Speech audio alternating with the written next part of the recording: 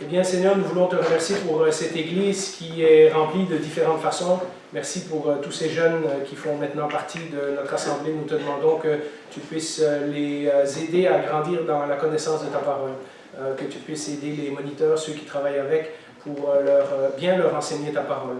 Et nous aussi, ce matin, nous avons besoin de ton aide pour bien comprendre ce que nous lisons dans ces textes familiers, comme le récit de la naissance de Jésus, que nous lisons année après année, et où parfois certains détails nous échappent. Certains détails qui ont une importance profonde, parce que nous nous rappelons que c'est ton Saint-Esprit qui a guidé Matthieu pour écrire ce récit, et donc si c'est ton Saint-Esprit qui l'a guidé, il y a des choses dans ce texte qui sont pour nous. Nous te demandons de nous éclairer, nous te demandons aussi de travailler dans nos cœurs afin que nous puissions mettre en pratique ce que nous avons entendu. Au nom de Jésus, nous te prions ces choses. Amen. Voilà. Alors, j'ai intitulé le message d'aujourd'hui « Indifférence, inconscience et insoumission ». Mais vous verrez, j'ai 4 points dans le message. Mais ce que je voulais faire, c'était parler d'un groupe de gens qu'on a un peu ignoré la dernière fois. Ça fait donc, on a parlé des mages l'année passée, on a parlé de la réaction d'Hérode à la naissance de Jésus, mais il y a un groupe qui passe inaperçu et qui a eu aussi une drôle de réaction à la naissance de Jésus, et ce sont les chefs religieux du peuple d'Israël. Et c'est de ces gens-là que je veux parler aujourd'hui. Alors, si vous vous rappelez le message de la semaine passée, que quelqu'un comme Hérode puisse rater le Messie, à la rigueur, on peut comprendre. Il n'est pas le roi légitime d'Israël, et lorsque les mages viennent et demandent où est le roi des Juifs qui est né récemment, Hérode voit la compétition. Alors que lui, un gars de pouvoir, un gars qui n'est pas religieux, etc., puisse se sentir menacé par Jésus, à la rigueur, on peut comprendre. Mais il y a un groupe de gens qu'on ne se serait pas attendu du tout à ce qu'ils ratent la naissance de Jésus, et pourtant, Matthieu nous dit dans le texte qu'ils l'ont complètement raté. Ce groupe nous surprend totalement parce que ce sont les gens qui, en réputation, étaient les gens les plus religieux en Israël. Voyez-vous, même si Hérode était le roi des Juifs, ou le roi sur le pays d'Israël, ce n'était pas un Juif. C'était un Nabatéen, il venait d'une autre région. Il ne connaissait pas bien les Écritures. Il connaissait suffisamment sur la religion juive pour faire bâtir une cour au temple, etc., etc. Et puis, vous vous rappelez, la semaine passée, on a dit, il a quand même réalisé que la question que les mages posaient, c'est « Où est le Messie ?» Donc, Hérode avait une petite connaissance du Messie. Mais c'est à peu près tout ce qu'il sait, parce que le récit nous dit que une fois qu'il a entendu parler de la question des mages, il a convoqué les théologiens et les responsables religieux à Jérusalem et les gens qui se servent dans le temple également, pour avoir des informations plus précises. Et nous lisons dans Matthieu 2 au verset 4, « Il rassembla tous les chefs des prêtres ». Donc ça, ce sont les gens qui sont dans le temple et qui font le service dans le temple. Donc il rassembla tous les chefs des prêtres et les spécialistes de la loi que comptait le peuple et leur demanda où le Messie devait naître. Ils lui dirent « à Bethléem en Judée, car voici ce qui a été écrit par le prophète. Et toi, Bethléem, terre de Juda, tu n'es certes pas la plus petite parmi les principales villes de Juda, car de toi sortira un chef qui prendra soin d'Israël, mon peuple. » Et ça, c'est une prophétie de Michée, au chapitre 5, verset 1. Et si je vous demandais qu'est-ce que Michée 5, 1 dit, avant aujourd'hui, vous n'auriez peut-être pas été capable de le citer. Donc, que ces gens-là soient capables de trouver dans un petit prophète, dans l'Ancien Testament, qui a été écrit des centaines d'années auparavant, qui soient capables de trouver ce texte-là, signifie que ces gens-là connaissaient bien leur Bible, connaissaient bien leur Ancien Testament. Alors, l'histoire nous montre, et ça c'était le message de la semaine passée, qu'Hérode a essayé de se débarrasser d'un rival. Pour lui, il a compris que ce Jésus était une menace sur son trône, et donc il a essayé de s'en débarrasser.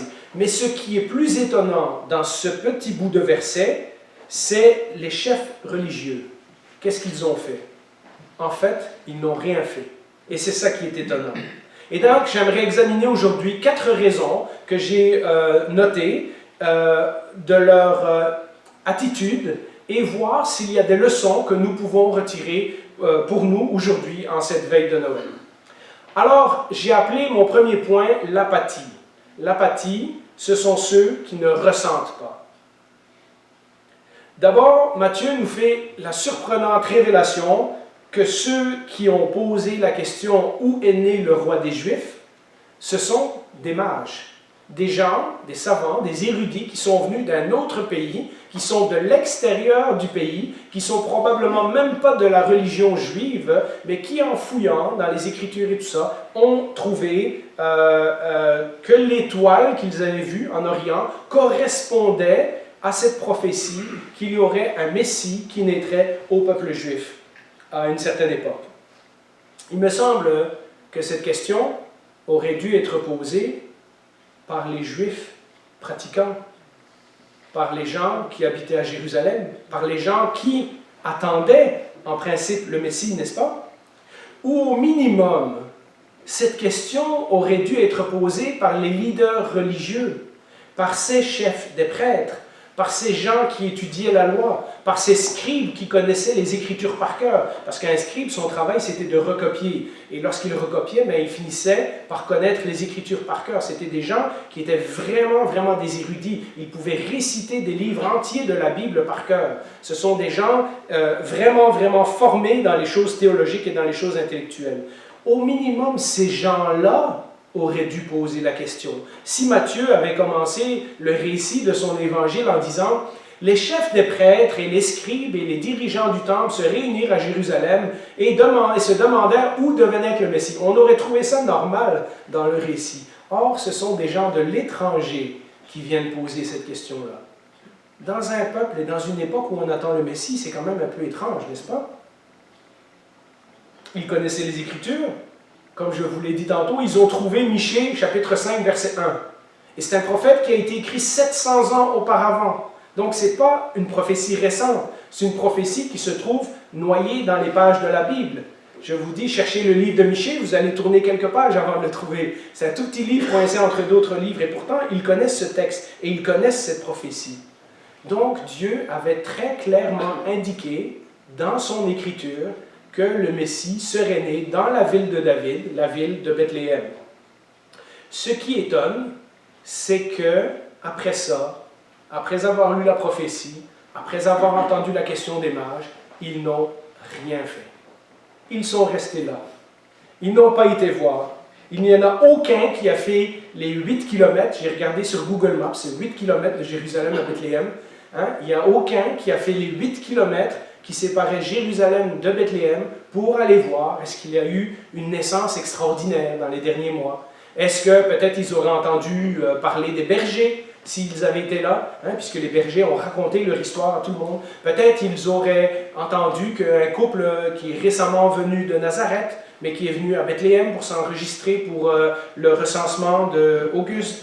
Peut-être ils auraient vu autre chose. En tout cas, même Hérode, on le comprend, Hérode envoie les mages en secret en leur disant « Quand vous l'aurez trouvé, dites-le moi ». Mais que eux, ces gens-là, qui sont les dirigeants du peuple d'Israël, ne se donnent même pas la peine de faire le petit 2 heures de trajet jusqu'à Bethléem pour aller voir si la question des mages a du sens, c'est quand même absolument étonnant.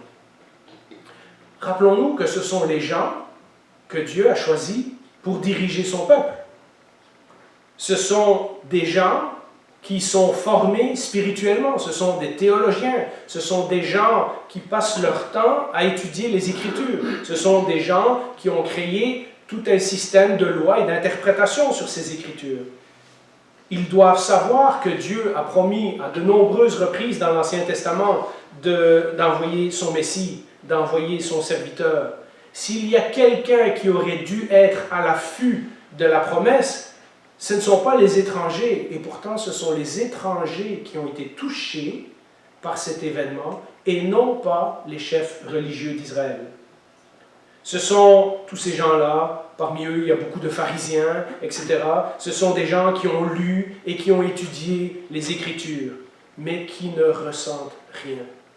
Alors qu'au contraire, et vous le relirez chez vous, on l'a vu l'année passée, lorsque Matthieu nous décrit la réaction des mages, il dit qu'ils ont été remplis d'une grande joie, qu'ils se sont mis à genoux pour l'adorer, qu'ils ont offert des cadeaux, donc adoration, reconnaissance, joie. Ça, c'est comment les mages ont réagi. Ces gens-là, rien du tout.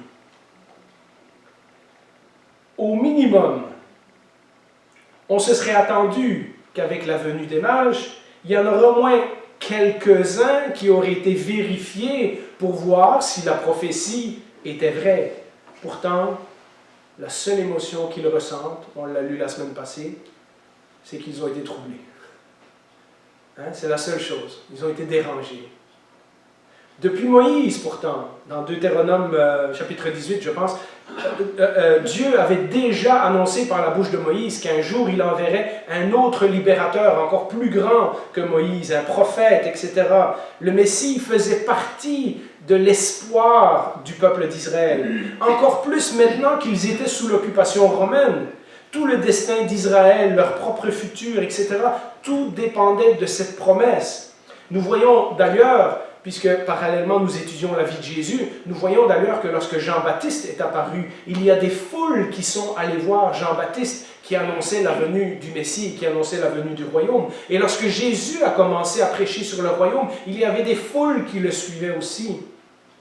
Mais où étaient les foules en ce jour-là, le jour de Noël? Ceux qui étaient les intellectuels, ceux qui étaient les riches, parce que souvent c'était des gens qui avaient des moyens pour pouvoir étudier la parole, etc., sans avoir de métier. C'était des gens qui avaient déjà fait fortune ou qui avaient hérité d'une fortune. C'était des gens, des familles dirigeantes, des nobles, c'était des experts religieux.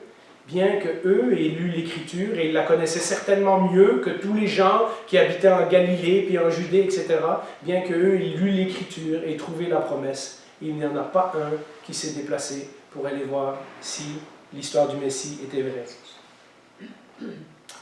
Mais c'est facile de se dire, moi, à leur place, j'aurais campé devant la porte. Moi, j'aurais pas raté. Moi, j'aurais pris mon chameau ou mon cheval et j'aurais été voir, ou mon âne, si on était pauvre, j'aurais été directement à Bethléem voir si finalement cette promesse qu'on entend depuis 400, 500, 600, 700 ans, si finalement cette promesse est arrivée. Et pourtant, si on considère le fait que Hérode a fait tuer tous les bébés de moins de 2 ans, il semble que ça fait un bon moment que Jésus est né au moment où les mages arrivent. Quelques mois, peut-être, quelques semaines, quelques mois pour faire le voyage d'où il venait jusqu'à Jérusalem. Mais ensuite de ça, Hérode, nous dit le récit qu'on a lu la semaine passée, s'est enquis soigneusement de la date à laquelle l'étoile était apparue, etc., etc. Et donc, on figure que si Hérode fait tuer tous les bébés de moins de 2 ans, c'est qu'il pense que Jésus à peu près est né dans les 2 dernières années. Et donc, ça fait un bon moment que la famille vit à Bethléem. Au cas où vous ne le saviez pas, vous irez écouter les messages des années précédentes. Les bergers et les mages ne sont pas venus en même temps. Donc, les bergers sont venus la nuit où Jésus est né. Les mages sont arrivés plusieurs temps plus tard. Et Jésus est déjà dans une maison lorsque les mages sont arrivés. Et donc, ça fait un petit moment que la famille est installée à Bethléem. Ça fait un petit moment que les bergers ont entendu les anges et ont vu la naissance de Jésus et qu'ils l'ont raconté autour d'eux. Mais ce qu'on voit, c'est que pas juste les chefs religieux, mais personne d'autre en Judée, ni en Galilée, ni dans les régions avoisinantes n'a été voir Jésus. Personne d'autre est allé voir si ce que les bergers ont raconté était vrai. Nous lisons simplement dans Luc chapitre 2, verset 18, « Tous ceux qui entendirent les bergers furent étonnés de ce qu'il leur disait. » Comme les chefs religieux, ils ont été troublés, ils ont été étonnés, mais pas plus. Personne n'a été voir. Étonnés, rien de plus. Les chefs religieux, mais aussi tous les gens du coin, tous les gens de Bethléem, ont eu 1 an et demi, 2 ans pour aller voir cet événement qu'on leur a raconté. Et maintenant que les mages arrivent et qu'ils demandent de nouveau où est né le roi des Juifs, on n'entend pas dire que personne se déplace pour aller voir si la promesse s'est réalisée. Pourquoi personne n'est allé voir? Probablement pas par méchanceté, comme Hérode. Hérode, c'était le cas. Il voulait vraiment tuer le bébé. Mais ces gens-là n'étaient pas méchants, mais simplement, comme je l'ai dit dans mon titre, par apathie, parce qu'ils ne ressentaient rien. Cette nouvelle ne signifiait rien pour eux. Le message du Messie ne les touchait pas. Ils étaient probablement, comme beaucoup de gens encore aujourd'hui, au temps de Noël, trop occupés à travailler, à payer des impôts, à gérer leur petit commerce ou à s'occuper de leur maison ou de leur famille. Mes amis, si nous sommes enfants de Dieu, nous sommes les gens que Dieu a choisis pour porter son message au monde. Nous ne sommes pas tous des pasteurs, mais d'une certaine façon, nous sommes tous des leaders. Nous sommes tous des leaders spirituels. Nous connaissons le message sur Jésus mieux que la plupart des gens qui nous entourent. Que nous soyons un père, nous sommes le leader spirituel de notre famille. La Bible nous dit, dans une des lettres de l'apôtre Paul, que si vous êtes une mère spirituelle, vous devez vous occuper d'être un leader pour les autres femmes plus jeunes dans la foi. Si vous êtes un chrétien à l'école, vous êtes le leader spirituel. Vous êtes plus au courant du message de Jésus que les gens qui vous entourent. Si vous êtes un employé, vous êtes un leader spirituel. Vous êtes un responsable spirituel là où Dieu vous a placé. Vous êtes un témoin de Jésus. En ce Noël,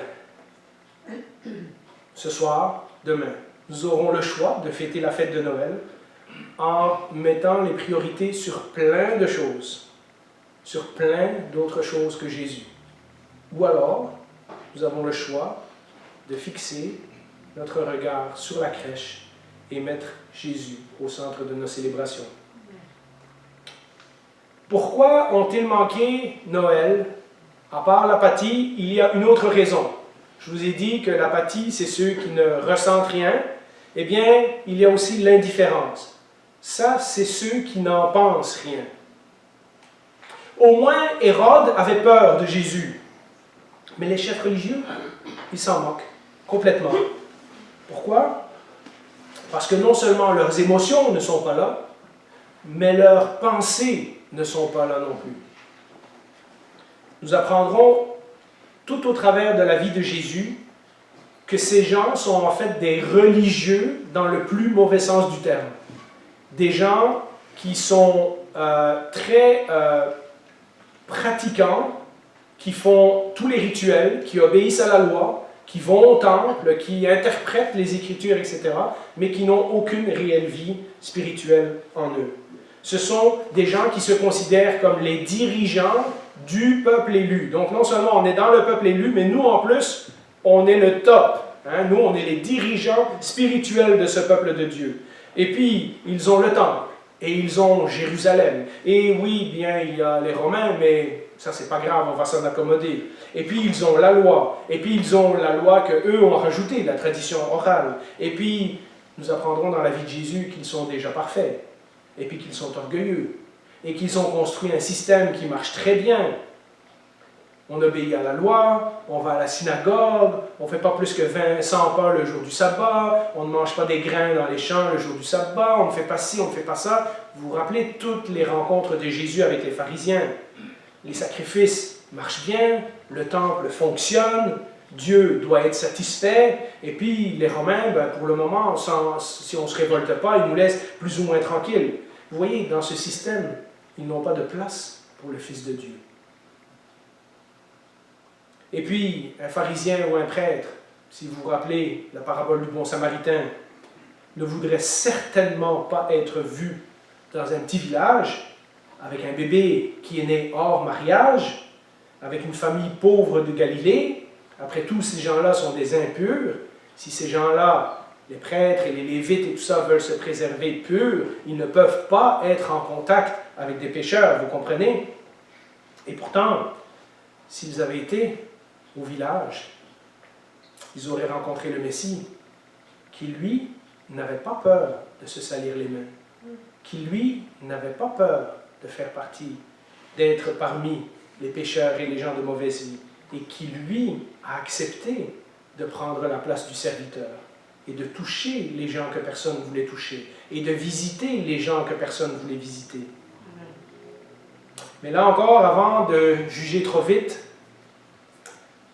examinons-nous un instant.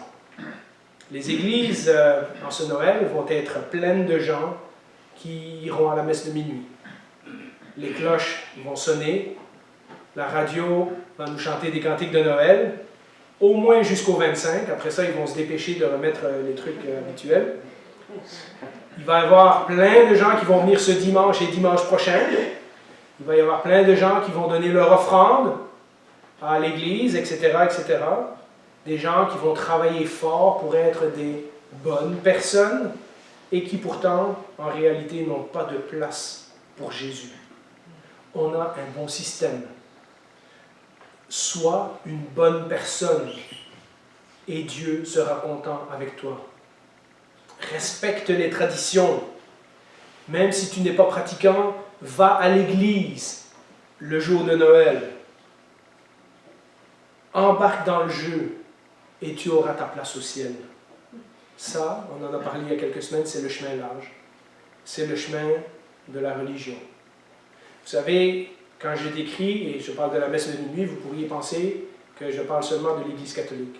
Mais nos églises sont pleines de gens comme ça. En ce Noël, dans des églises qui se disent évangéliques, il y aura plein de gens qui vont y aller par tradition, mais qui n'ont pas une vraie place pour Jésus dans leur cœur. Il y a un paquet de gens qui sont intéressés aux traditions religieuses, mais qui ne sont pas intéressés à avoir une réelle relation avec Jésus. Pourquoi? Parce que nous l'apprendrons dans la vie de Jésus. Suivre Jésus pourrait nous coûter quelque chose, pourrait être très dérangeant. Suivre Jésus pourrait vouloir dire qu'on doit s'associer avec des pécheurs, des malheureux, des pauvres, des gens qui souffrent. Et ça, c'est dérangeant.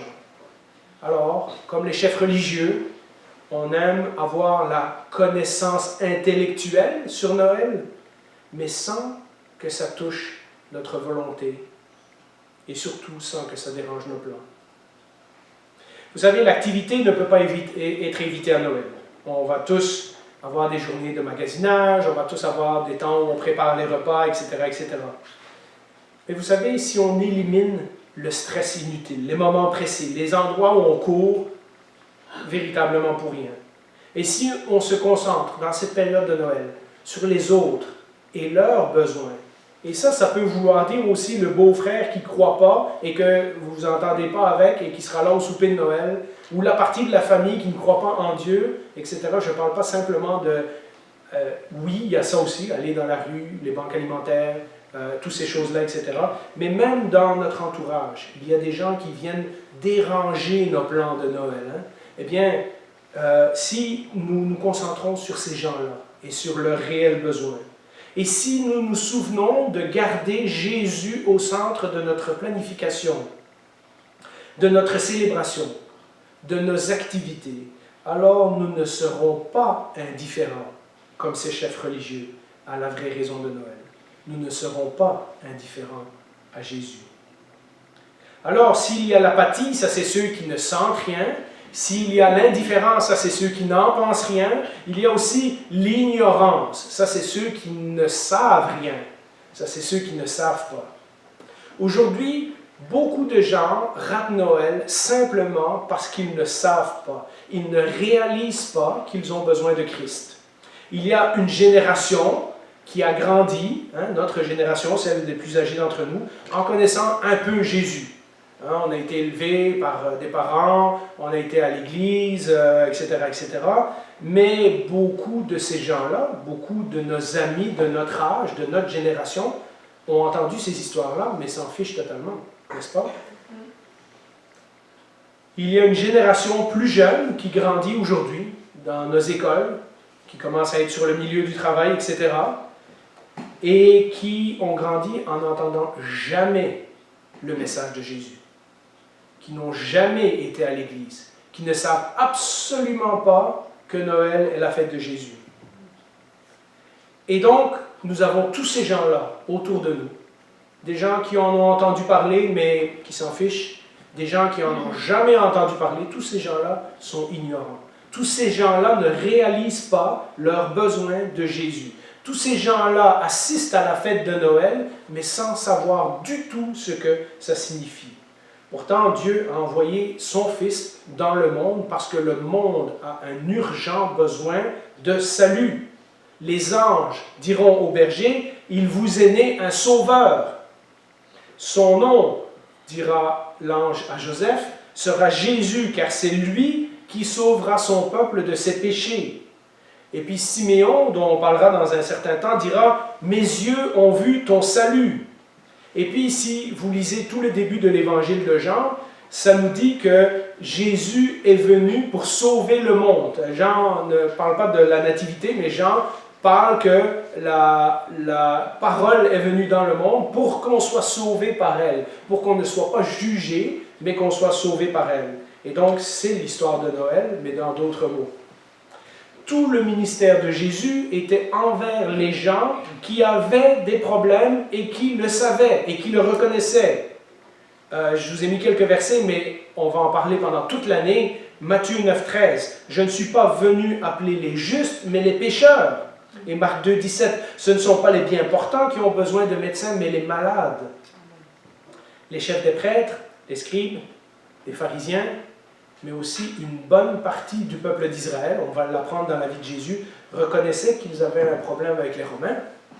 Ils avaient peut-être des problèmes financiers, certains avaient peut-être des problèmes avec leur travail, mais ils ne voyaient pas qu'ils avaient un problème bien plus grand qui était au fond de leur cœur. Vous vous rappelez le sermon sur la montagne, et Jésus va passer son temps à expliquer aux gens que les vrais problèmes viennent du cœur et non pas des circonstances extérieures. Bien, beaucoup de gens aujourd'hui encore rejettent Jésus, pas parce qu'ils sont consciemment mauvais. Je l'avais dit dans mes notes, pas parce qu'ils sont mauvais. Or, la Bible dit que nous sommes ennemis de Dieu quand nous ne connaissons pas. Mais pas consciemment mauvais.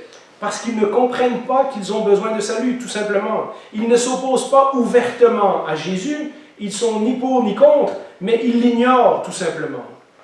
Pourquoi avoir besoin d'un remède si on ne croit pas qu'on a la maladie? Mes amis, si nous ne voulons pas être comme ceux qui passent à côté de Noël, nous devons continuer de reconnaître, nous aussi, qui avons accepté Jésus dans notre vie, que nous avons encore et toujours besoin de Jésus. Sinon, nous passerons à côté de Noël. Nous avons besoin de lui pas seulement pour notre vie éternelle, pour un jour être dans le ciel et avoir tous nos problèmes réglés, mais tous les jours. Nous avons besoin d'être en communion avec lui constamment. Nous avons besoin de son aide pour résister au péché. Nous avons besoin de lui pour comprendre la Bible. Nous avons besoin de lui quand nous prions. Nous avons besoin de lui pour nous motiver. Nous avons besoin de lui quand nous devons pardonner à des frères et sœurs, etc., etc., etc. Nous avons besoin de lui tout le temps. Ce n'est pas pour rien qu'il s'appelle un sauveur. Il peut encore nous sauver de toutes sortes de situations aujourd'hui. En ce jour de Noël, ne soyons pas tellement occupés par un tas d'autres choses que nous oublions que notre besoin principal est le besoin de Jésus. Et puis s'il y avait l'apathie, s'il y avait l'indifférence, s'il y avait l'ignorance, il y a l'insoumission. Alors l'apathie, c'est ceux qui ne ressentent pas. L'indifférence, c'est ceux qui ne pensent pas. L'ignorance, c'est ceux qui ne savent pas. L'insoumission, c'est ceux qui ne veulent pas. La racine de l'apathie, de l'indifférence et de l'inconscience, c'est toujours l'orgueil. Et je vais vous montrer comment. Quand on pense qu'on est correct et qu'on n'a pas besoin de rien ni de personne, c'est de l'orgueil. Retournons au passage. En lisant ce passage de Michée, les chefs religieux ont bien compris la première chose, que le Messie naîtrait à Bethléem. Mais ce texte dit autre chose. Relisons le texte. « Et toi, Bethléem, terre de Juda, tu n'es certes pas la plus petite parmi les principales villes de Juda, car de toi sortira un chef qui prendra soin d'Israël, mon peuple. » Ou littéralement, dans d'autres traductions, « qui conduira mon peuple. » Et voilà le problème ultime. Ils ne veulent pas un chef, car de toi sortira un chef qui conduira Israël. Ils avaient la bonne information, mais ils refusaient d'être transformés par elle. Il n'est pas question que quelqu'un, quand bien même ce soit le Messie, vienne prendre notre place. Vous savez, cette réaction, ce n'est pas simplement celle des prêtres et des chefs religieux, c'est aussi celle de tout le peuple. Jean 3, 19 nous dit « La lumière est venue dans le monde et les hommes ont préféré les ténèbres à la lumière parce que leur manière d'agir était mauvaise. » Il y avait quelque chose dans leur motivation, au fond du cœur de ces chefs religieux, qui étaient foncièrement mauvais, et c'est pour ça qu'ils ne voulaient pas Jésus. Vous me direz, Jean-Philippe, au moins, ils n'ont pas essayé de le tuer comme Hérode. En êtes-vous sûr? Voyez-vous, l'orgueil, lorsqu'il n'est pas combattu, conduit ultimement au meurtre. Je vous explique. En fait, c'est la génération suivante, donc probablement les enfants de ces prêtres, de ces chefs de la loi, de ces pharisiens, de ces scribes. C'est la génération suivante des chefs religieux qui a vu Jésus comme une vraie menace. Une menace à leur pouvoir et qui ont tout fait pour le mettre à mort. Lorsque Jésus est apparu sous la forme d'un rabbin, on a commencé à le voir, ils l'ont ridiculisé, ils ont essayé de le piéger, ils l'ont haï et ils ont comploté son assassinat à plusieurs reprises. Ils n'avaient pas besoin de lui. Ils ne voulaient pas de lui. Voyez-vous, on peut ne pas vouloir assassiner Jésus physiquement, mais vivre comme si Jésus n'existait pas, c'est considérer comme si Jésus était mort. C'est la même chose. Il y a plein de gens religieux dans ce monde, des chefs comme les chefs d'Israël, des gens qui dirigent des groupes religieux, des sectes, des églises, d'autres religions, qui enseignent des bonnes paroles et qui ont des bons principes et des bonnes valeurs, mais en réalité, leur cœur n'a jamais été transformé. Ils sont orgueilleux parce qu'ils veulent être ceux qui règnent sur leur propre cœur. Ils ne sont pas prêts à soumettre leur vie à quelqu'un de plus grand qu'eux. Ce qu'ils appellent le salut est souvent une simple modification du comportement, une suite de règles à suivre, ou un assentiment mental à un certain livre ou à un certain prophète. Mais il n'y a aucune véritable relation avec Jésus-Christ ou avec Dieu dans leur vie. Il n'y a aucune vie nouvelle, il n'y a aucun fruit de l'esprit, il n'y a aucune transformation. Ceci est vrai dans les autres religions, mais ceci est malheureusement vrai, comme nous le voyons dans ce récit, aussi parmi ceux qui se proclament le peuple de Dieu, c'est-à-dire dans nos églises. Alors, soyons conscients qu'à Noël, nous ne venons pas simplement fêter une belle tradition, ou faire notre petit devoir religieux, notre rituel, ou chanter des belles mélodies qu'on entend seulement une fois par année, ou voir le petit Jésus dans la crèche. Car ce bébé est notre sauveur, mais il est aussi notre souverain, notre roi. Et si nous manquons cela, alors nous avons manqué le véritable message de Noël. Amen. Prenons quelques instants dans le silence. On va mettre simplement la diapositive noire après. Prenons quelques instants dans le silence pour réfléchir à ces choses-là. Apathie, indifférence, ignorance ou insoumission. Est-ce que peut-être, récemment, peut-être dans nos vies, nous avons été coupables de ces choses-là? Peut-être que nous avons besoin de demander au Seigneur qui réveille nos émotions, ou qui réveille qui transforme notre pensée, ou qu'il comble notre ignorance, et surtout qu'il soumette notre cœur. Alors prions quelques instants dans le silence, chacun, et puis je conclurai, et puis nous chanterons un dernier chant. Eh bien, Seigneur, ma prière pour moi, ma famille, nos familles, pour mes frères et sœurs ici dans l'Église, c'est que nous ne soyons pas coupables de l'attitude des chefs religieux en ce jour de Noël. Que tu puisses enlever de nous l'apathie, l'indifférence, l'ignorance, l'insoumission. Que tu puisses transformer nos cœurs s'ils ont besoin d'être transformés en ce jour de Noël. Qu'au contraire, nous te prions pour que dans notre cœur soit l'attitude que les bergers et les mages avaient, l'émerveillement, l'adoration, la soumission. Au nom de Jésus, nous te prions ces choses. Merci Seigneur parce que tu es venu dans ce monde, que tu es né comme un bébé, que tu as accepté une place de serviteur afin de nous sauver de nos péchés. Nous avons encore besoin de toi en ce temps de Noël, comme beaucoup de gens autour de nous ont encore besoin de toi. Seigneur, fais entendre ton message. Amen. Amen.